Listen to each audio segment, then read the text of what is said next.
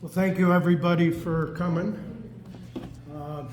Pam had just mentioned that the church is having 2 funerals this morning. So when we leave, want to try to be as quiet and respectful as possible. I guess the services will be going on over there. But I thank everybody for coming. Wanted to say a special thank you and introduction to Marian Stroup, who is from the Hope and Health Network. We were supposed to have somebody today speaking about Medicare and other Pennsylvania programs, access, other programs, but he had a family commitment that he couldn't get out of. He will be coming back sometime after August to do his talk. So I apologize that things changed a little, but Marian is like an old pro in this area of nonprofits and helping people. So I always joke, if there's a heaven, she's going right away. So, anyway, I'm going to let Marian first start off by talking about her group, where they're located, what they do, and then she'll talk about the other topics. So I think that, you know, it'll be a good thing. So It'll be interesting because we're going to kind of like do a journey today. We're going to be talking about trauma. But first I want to talk to you about the Hope and Health Network. And as Michael said, my name is Marian Stroup, and I am the president and director and co-founder of the Hope and Health Network. We serve people in Montgomery County, and what we do is we work with people who are in crisis. They need rental assistance, utility assistance. They're facing homelessness, or they're experiencing homelessness. They're already out on the street, or they're facing addiction, or they're suffering from addiction, and they need help because they don't know where to go, what to do. The family doesn't understand what to do about the person that's suffering from addiction. And what we do is we connect them to resources, but we also walk along with them. We don't just give you the resources. We'll say you have to make these phone calls, then you're gonna call me back and let me know what's going on. Because sometimes you might not get the best answers, or you might get confusing answers. And then I pick up the phone and I make the phone call and I say, hi, you just talked to Sue, and Sue so-and-so, and she just asked you about this, and we weren't quite sure about what's going on. Or if you're experiencing homelessness in Montgomery County, you call the Your Way Home call center, and you have to answer a lot of questions, but I'll tell you to do that, and then I say, call me back. Because I'm going to call Street Outreach, and I'm going to find out where you are in the list and what you have to do, so that I'm able to follow through, kind of like nudge everybody along, because I connect to all the different agencies, all the different organizations. I connect to a lot of churches, and so these are the things that we do. We are all volunteer. None of us get a salary. There's about 15 of us. And we work we care about everybody here in Montgomery County that is having a crisis, or is even just having some problems, doesn't understand. If you have questions over Medicare or things of that sort, we'll look up the answers. We'll get the answers for you, and then call you back and talk to you about it. I live in Northeast Philadelphia. I can't afford to live up here in Montgomery County. But my husband and I live in Northeast Philadelphia. My husband's also a chaplain, he's a minister. He works with people suffering from addiction, especially veterans, because he is a veteran himself.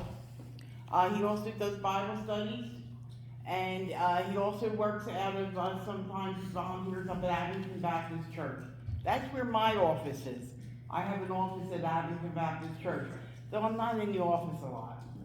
I'm usually visiting people, or you can call me anytime, and my phone number is up there, phone number and all.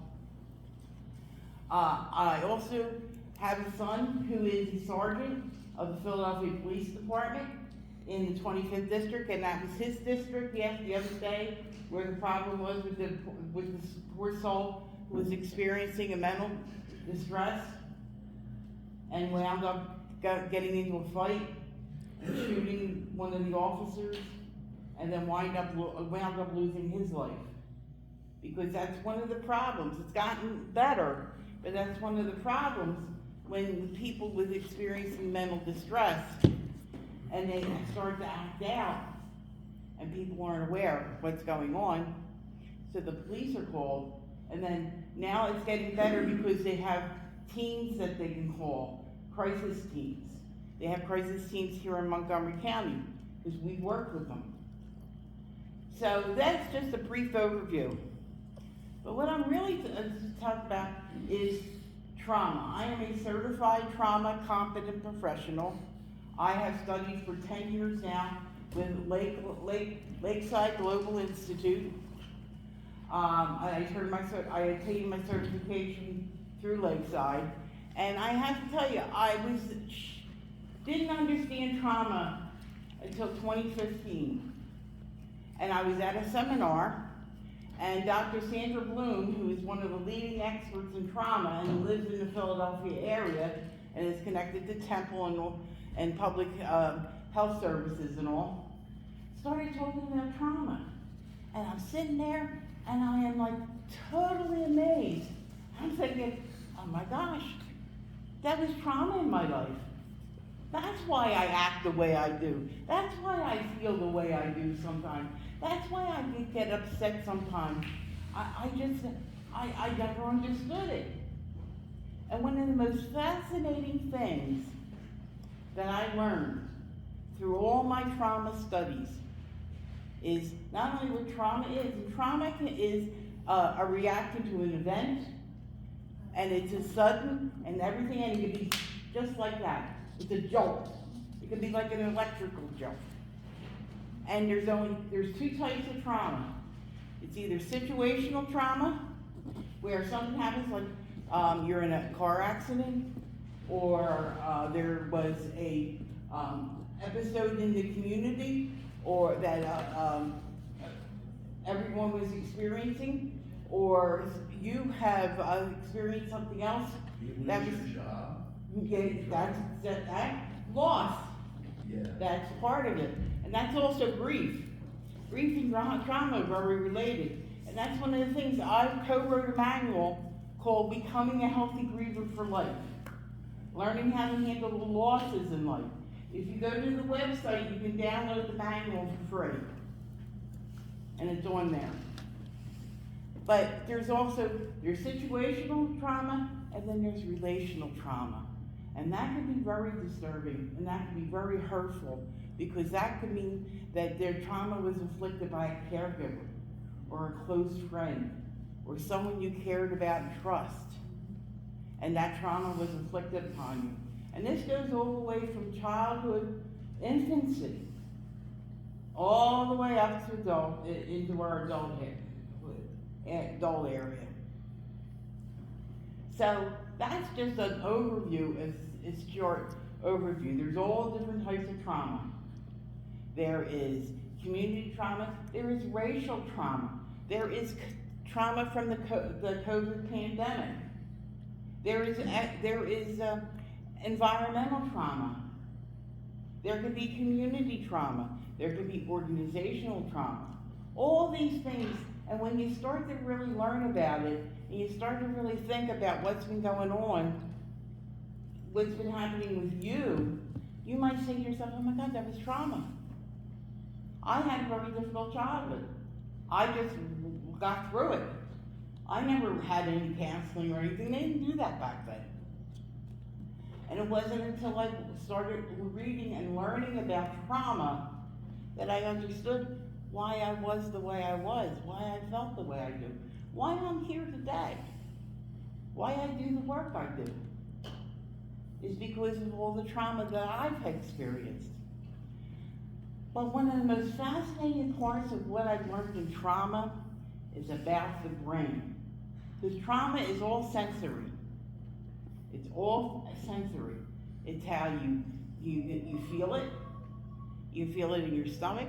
You can feel it in your head. You can feel it just anywhere in your body at any given time. When you're remembering a past trauma and it's been buried for a long time, or it's a recent trauma, or it's a recent loss, that you're still suffering from that loss. You know, that's the one thing when it comes to grief. Grief can be about loss, but trauma is about terror, and can be about terror. So that's the one difference with grief.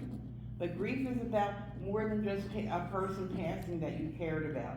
Grief is about all the losses in your life. And as this gentleman said about his job, you lost your home, you've lost your finances, you lost your way even in so many ways. But we're going to talk about the brain first, because I think this is going to be fascinating for you. It always is to me. So I'm going to start right here. I'm going to take this down, and we're going to talk about the brain. Now, this is all from Dr. Bruce Perry, P-E-R-R-Y. Dr. Bruce Perry is the leading expert about trauma, especially childhood trauma. Dr. Perry helped the children. Remember the thing in Waco, Texas? The Branch Davidian, where the children, that whole thing went up and children were murdered and killed, and it was just a whole conglomerate that hurt people, and there was children that came out of there and survived, and he worked with them. This is one of the best books that I've read of Dr. Perry's is The Boy who was Raised as a Dog. You think about it, it's a very interesting book, and it's different children that he's worked with through the years. So Dr. Perry has divided this, and this is also compliments of Lakeside Global Institute. Dr. Perry has divided the brain into 4 regions. Now the brain grows from the bottom up. So the first part is our brainstem, which is down here, and that's developing while our mother is carrying us. And that's our heartbeat, our breathing, all the things that keep us alive are in the brainstem. And just think about this. If a mother is experiencing trauma while she is pregnant, the baby can feel that because of the brainstem and the development of their brain. So that's something to think about when you have a mom who is struggling. What effect is that having on her child that's not even born yet? And then the midbrain, that's the next part up. The midbrain is also called the reptilian brain. It is all about your emotion. That's what controls your arms and your legs and your walking, okay? Your talking, all that. That's the midbrain. Now the limbic system, that's the next layer up. That is your brain where your emotions are. That's the part of your brain where all your emotions are, your different emotions, your different feelings, how you think about things, how you view things, that type of thing. And then the cortex, which is the top part of the brain up here, is called the executive brain. And that is where you do your real cognitive thinking and planning and developing and where all your creativity and all comes into play. Now I have a question. How old do you think you have to be before your brain is completely grown and finished? Between 25 and 28. Between 25 and 28. 30 now. They're calling it 30. 30. Think about that. 30. Okay? Yeah, 30 years old. But you know what? There's another piece. there's another piece in here in the Olympic system that I want to talk to you about. And that's our century. And our century is called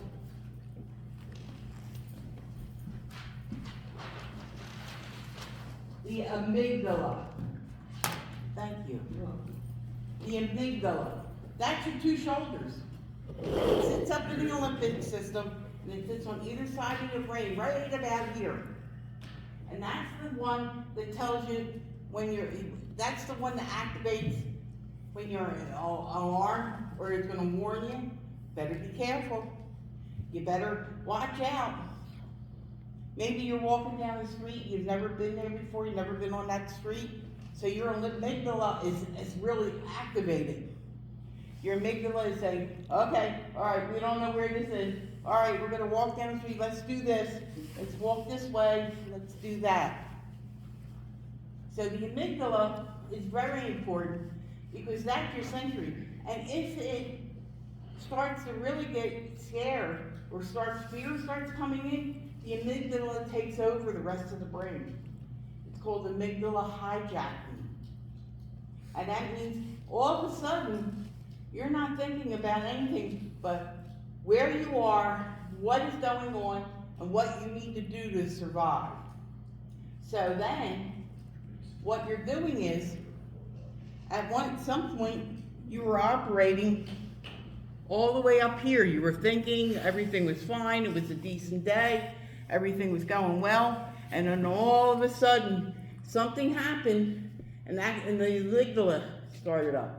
Maybe you were maybe you experienced, maybe you got mugged. Maybe you were trying to fight somebody off that was trying to rob you. So now your brain state goes all the way down, and you're operating in the brainstem and the midbrain, because that's where the amygdala puts you, because the brainstem is there you're going to survive, and two, the midbrain's there for you to move. And then another word that we have here is called the hippocampus. And they always tell this story, and I always think it's goofy, but they tell the story, and they say, when you hear this story, you're going to remember what that is.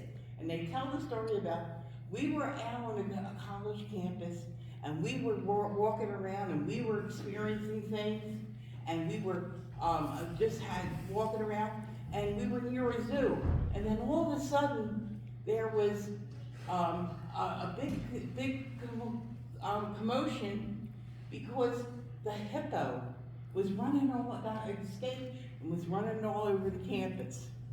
So then they'll go and say, okay, where were you? You were at the campus, and what was happening? The hippocampus. Thank you, sir. The hippocampus is where your memories are stored. All your memories. Okay, memories that you don't even remember at this point, that are buried deep down inside. And you know what can happen sometimes? What can happen is something happens, such as you hear a song, or you have a smell, or you hear a noise or a sound of some sort, and then all of a sudden some memory comes back. And hopefully it's a good memory, but it might not be a good memory. It could be remembering something that happened to you a long time ago and you forgot about it, or you buried it. And that's what we do, we bury a lot of our memories a lot of times. And all of a sudden, because of that, and you start to have a reaction.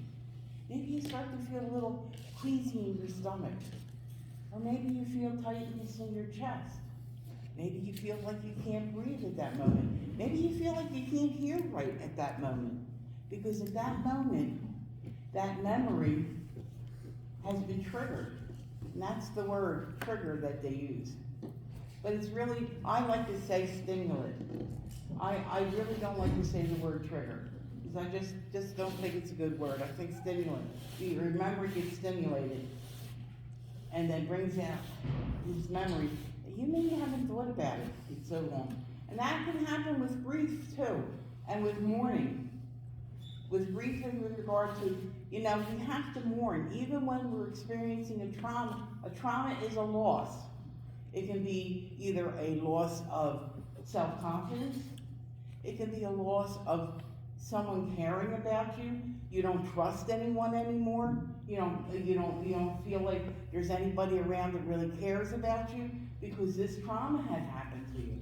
Or because the trauma happened to you because you made a bad decision, you made a mistake, and now you're suffering the effects of this decision because you thought this was a better way, and so you've got that grief, you've got that, and what you try to do is you bury it because then you figure, I gotta move on.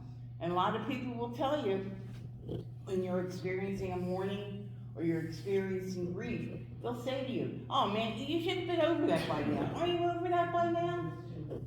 And just like grief and just like trauma, it's personal to everyone. Your grief, your trauma is yours. And people don't have to understand, a lot of people who are not trauma aware don't understand that. And they keep pushing you and pushing you. And you're not ready to be pushed. You're not ready to move forward. You're not ready to do any of that. But then let's look at also is our brain state. We're all in brain states right now. We're constantly in a brain state. Okay? And where we are in our brain state has to do where we are in what's happening and where it happens in the brain. So, when you're operating in your brainstem, and when I say you're operating in your brainstem, I mean that you're in fear, the amygdala has activated, it's pumping all these chemicals, hormones and everything into you to get you moving, to get you to understand how you got to move fast and everything. And you're in a terror state, a brain state of terror. At that moment, all you can think about is what I need to do right then, right here, right now to survive. Then you be up in the midbrain, and that's fear. Maybe you're, as I said before, you're walking down the street or you're driving somewhere that you've never been before, and now you're feeling fear. Or alarm, because now you're fearing, like, I have to pay attention because I don't want to get lost. I've never been on this road before. I don't understand what's going on. So your amygdala is activated. Your hippocampus might even be activated too because it's thinking about memories. What's this road similar to? What do I remember? Boy, I got lost before, and boy, when I got lost before, I really was lost, and it took me a couple hours to figure out where I was and everything. That can happen. And then when you're up in the limbic system, your alert is a better word, I think. I don't think of it so much as alarm. I think I'm now in alert because I'm talking and I want to provide this information for you. So I'm alert. I'm operating my limbic system, in my limbic system and my cortex.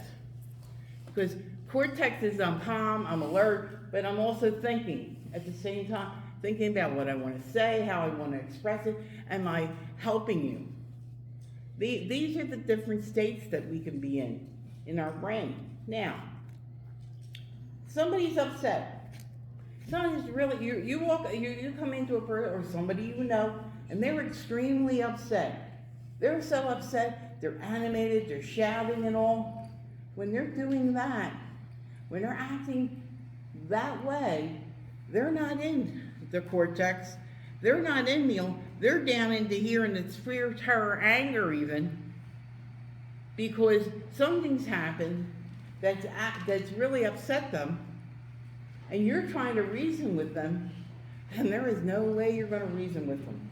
When somebody is in a lower brain state, and they're upset, and they're angry, and they're talking, and maybe they're screaming, and maybe it's a public place even, and they're acting like this because somebody upset them. and they drop down into their brain states. You can't reason with that person at that point. They're not thinking in the reason area. They're thinking in the lower areas of the brain. I have an example. I Yes. just thought of this. Yes. You're drowning. Uh-huh. You're trying to rescue you. Uh-huh. The people who are trying to rescue you, the lifeguard, they're fighting with them.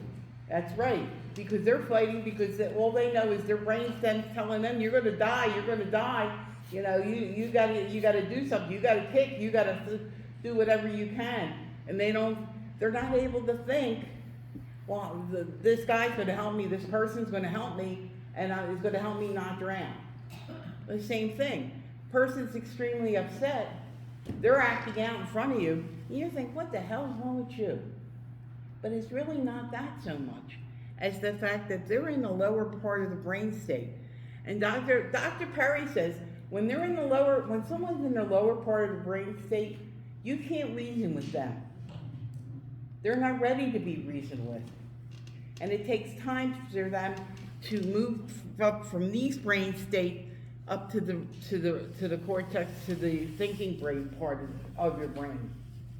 So instead of reasoning with them, you try to talk to them, you try to relate to them and say, oh man, you're really upset, I'm really sorry that you're upset, I'm hearing that you're really angry, and hey, can I give you a drink of water? Would you like a water? Hey, do you think you can take a deep breath so you can calm down a little and just take a breath so you can get a hold of yourself and all? And that takes time, and it doesn't always happen right away. It can take up to 20 minutes to go from this area all the way up to this area. Because when you're in this area, you're thinking here now. When you're thinking in this area, in the midbrain, you're thinking my next steps, what I gotta do, what I gotta do to do what I gotta do. Then when you get up into the limbic system and all, you're starting to really start thinking, okay, I'm really upset. I gotta calm down. My chest is hurting. I can't breathe. I gotta calm down. And then you can move slowly up to the cortex. And by then you can reason with somebody. And you can say to them, wow, you were really upset. Why did you feel the way you feel? What happened? And the most important thing you can always do is listen. You don't have to come up with the solution. Most people just want to be heard. Most people want to be listened to. I do a lot of listening, and I love it. But then I also have to protect myself. And you have to protect yourselves too. Because when you're listening, or when you're in a situation, perfect example is a funeral. You're in a funeral, you're already mourning, you're feeling bad and all, and you start to feel overwhelmed. You don't know what to do because you're feeling overwhelmed from your grief. And there's something that we have that we can do that's really important and that I follow and have one myself, and it's called a self-care plan. So I'm gonna pass some things out to you. I'm gonna pass out what a self-care plan is. I'm also gonna give you an index card, and I'm gonna give you a pen, because I want you to take the time to write your own self-care plan. And it's not hard. I'll read you my self-care plan, and I'll show you. But this is important, because when you're in situations where you start to feel overwhelmed, when you start to feel confused, such as a funeral, but it can be every day. Maybe you're facing a trial. Not only trial, court trial. I'm talking a trial in life. That you gotta figure things out. And you're getting upset because it's not working out the way you think it should. That could be the time when you need a self-care plan. Okay? Now, self-care plans, You want a hand? that would be great. If you hand that, and these, and there's more pens, you keep the pen and you keep the card. And you keep the some of them might not be stapled, so it should be 2 pages. Okay? So, we're gonna look at self-care plans. Because I really expect, it can't impress upon you enough how important it is. Here's my self-care plan. I keep it with me. Make sure we hit the other side. Oh, you need more things? Need more pens? I got more pens.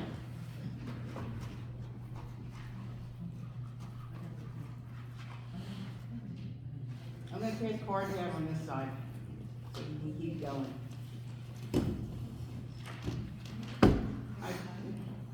If somebody might share, because I did 25 of them. Yeah, please. Okay. Okay. So, let's talk about self-care. Okay? And then there's two in your self-care plan. You do an internal self-care plan and an external self-care plan. The internal self-care plan is what you do to calm yourself internally. Okay? So that's what the first page talks about. It says how to create a internal self-care sense of safety. Okay? So, first thing you're going to do is you're going to acknowledge the fact that you're starting to feel overwhelmed. Maybe you're feeling a little scared, and you want to control that. You want to be able to have control of your emotions, control of your feelings, control of your reactions. So the first thing you're going to look at is focusing on what you can do. And some of the things that I had written down on my self-care plan is that I have, on my internal self-care plan, I take slow breaths. I start to just breathe slowly. Okay? And then I drink some water if I'm able to. I take a drink. There I go. How about a day in the spa? A day at a time, definitely. That's the other part of self-care. You're right about that. If you drink enough wine. Well, yeah. But at that particular time, when you're in a situation, as if you're sitting in a funeral and you're starting to feel overwhelmed, or you're sitting in a agency's office, and you're listening to that person, and that person's telling you all the reasons why they can't help you, okay? Because you don't fit their criteria, and you're sitting there because you're faced with an eviction, a shut off. You don't have food right now. Maybe you have a child or two, and you're sitting in that office, and all of a sudden you're starting to feel really overwhelmed and really upset. Another thing that I do is I pray. I'm good at praying. I'm very good at that. Pray and ask for the Holy Spirit to help. Or you can have a mantra. One of my favorite mantras is, I can do all things through Christ who strengthens me. And then I said, think of a quiet place you like.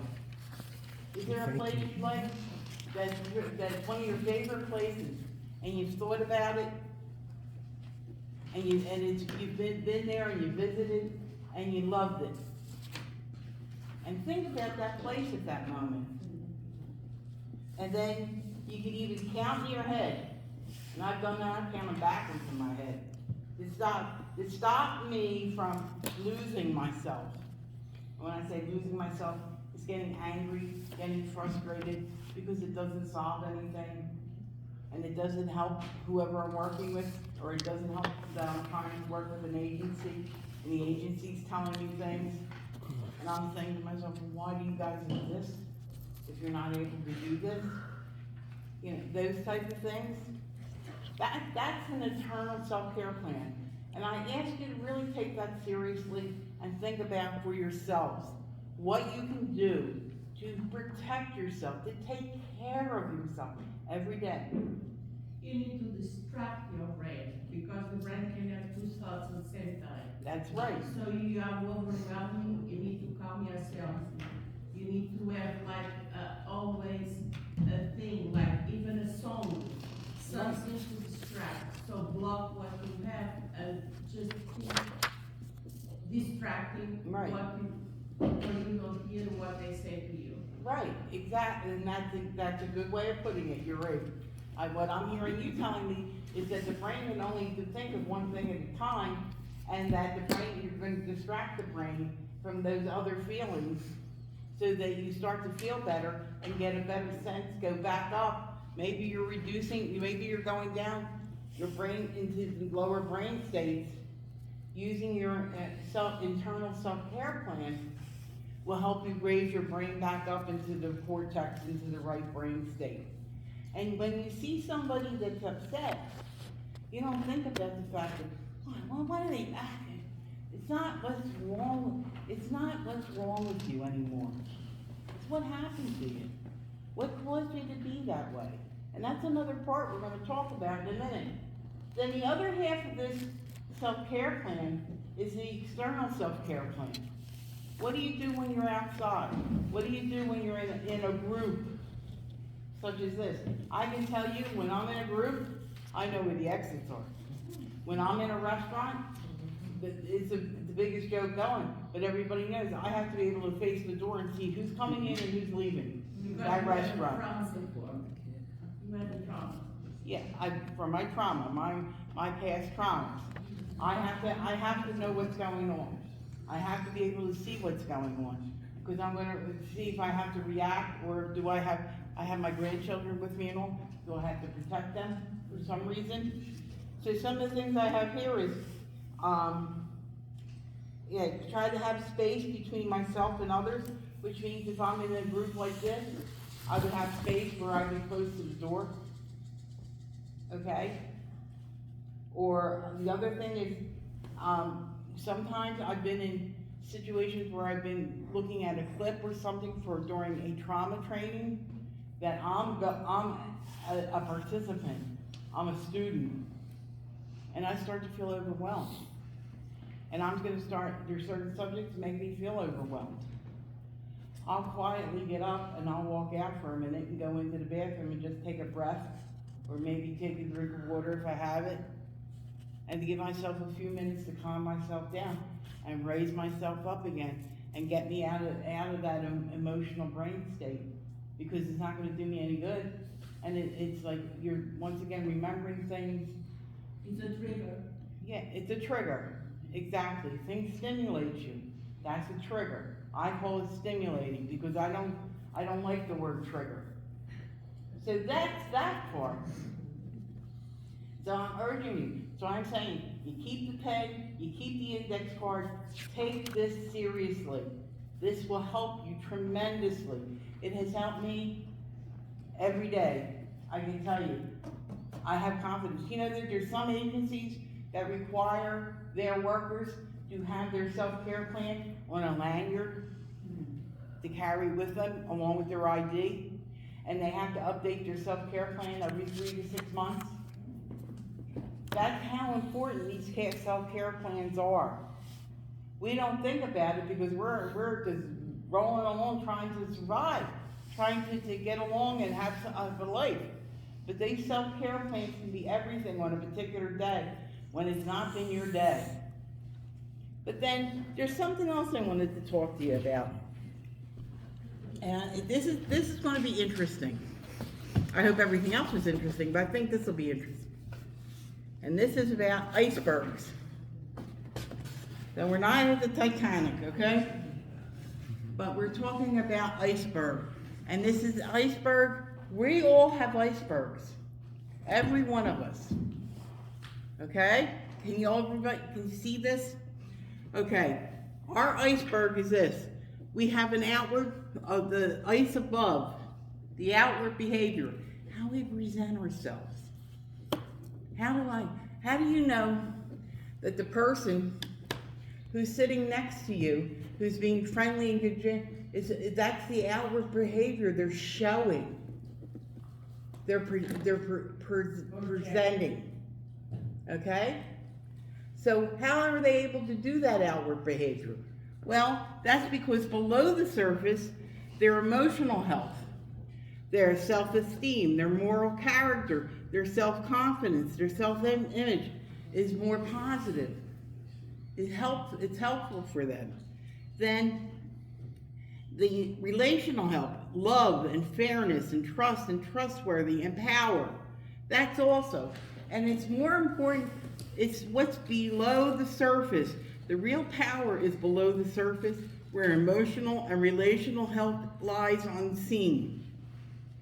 The strength of the layers under the water determine the real strength of the iceberg.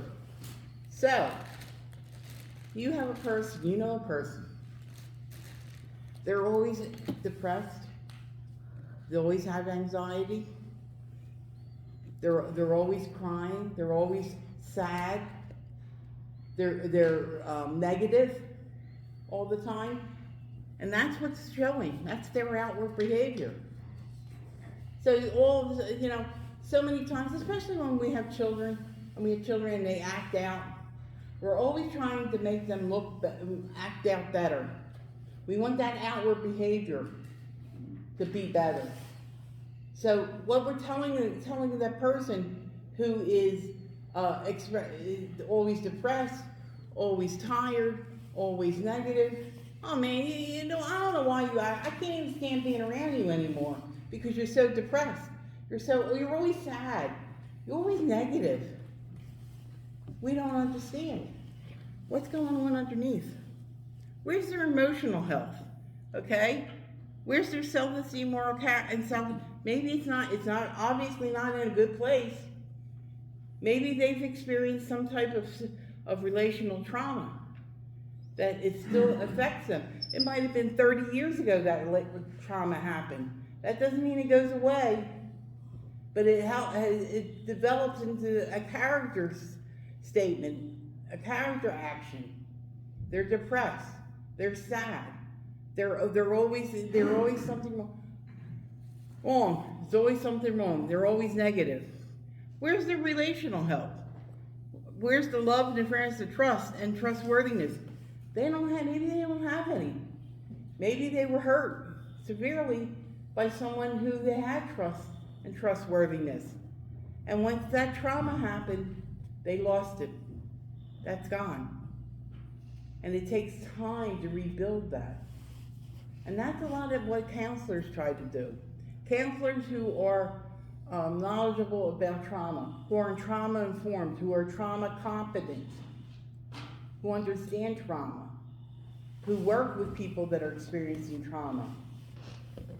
What they help to do is they help to pour warm water on all these, because these emotional health, these relational health, when it's happening, and you see the person and the outward behavior is not the best outward behavior, there's cracks in that iceberg.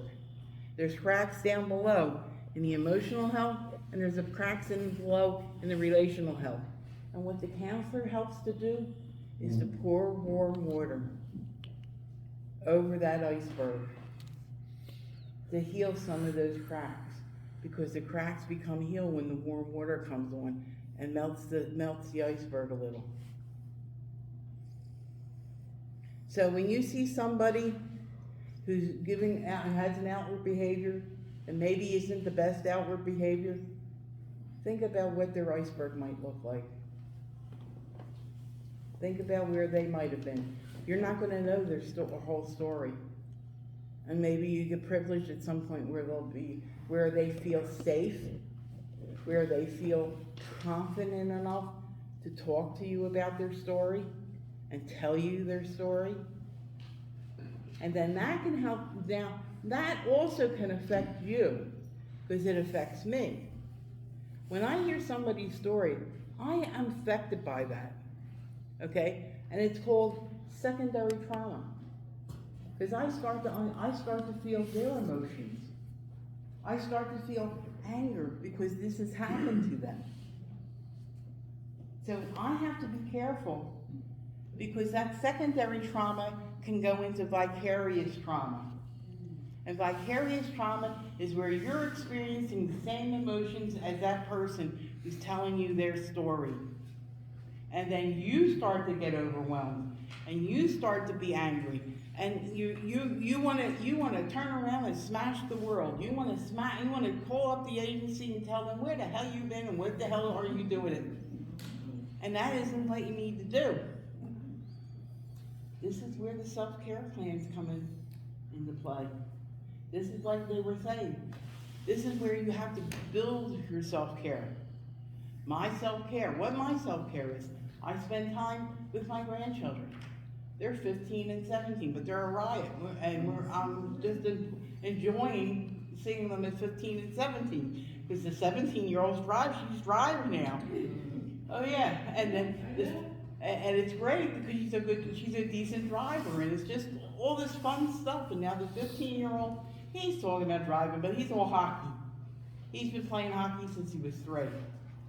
So I have that, and I have my husband I can talk to, because my husband has experiences the same things that I do when he's working with people that are suffering from addiction, when he's working with veterans that are suffering. So we share our trauma sometimes. We share what we've learned and all. And then I have my husband. My husband and I loved riding up to Bristol, to the water, the Bristol Wharf, right there. We have so much fun there. We go up there in the middle of the winter, and we'll take our chairs and a blanket and all. We take our folding chairs and we go out and we sit and we just watch the water. We were up there. We went up for a ride, and it was all ice on the water. It was so neat to see all this ice in the water. So that type of thing. Yes, sir. Where's that again? Bristol. Bristol? Bristol, PA, right at Bristol Wharf. It's great. Right on Mill Street. Straight down Mill Street. That's our kind of like peaceful place that we love to go to help us. And guess what? It don't cost any money to go other than gas. Okay? And then during the summer, from Memorial Day to Labor Day, every Sunday night at 6 o'clock, they have a concert.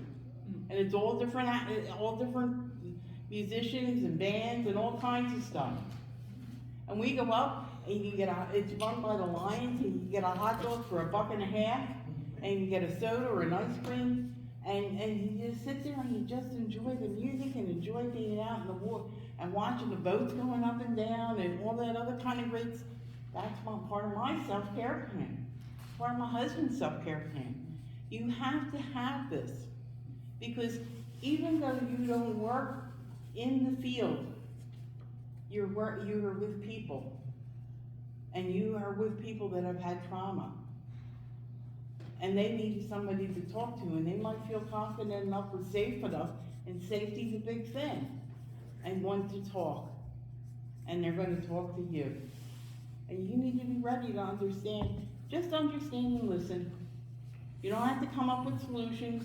You don't have to come up with all the answers. They need somebody to tell their story to. Okay, any questions?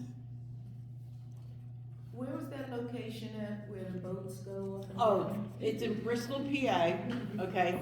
It's up on Mill Street in Bristol, okay? And it's right off of Route 13. It's Frankfurt Avenue, I think. Yeah, well, it's Frankfurt Avenue until you get into Bucks County, then it's Route 13. It's Bucks County.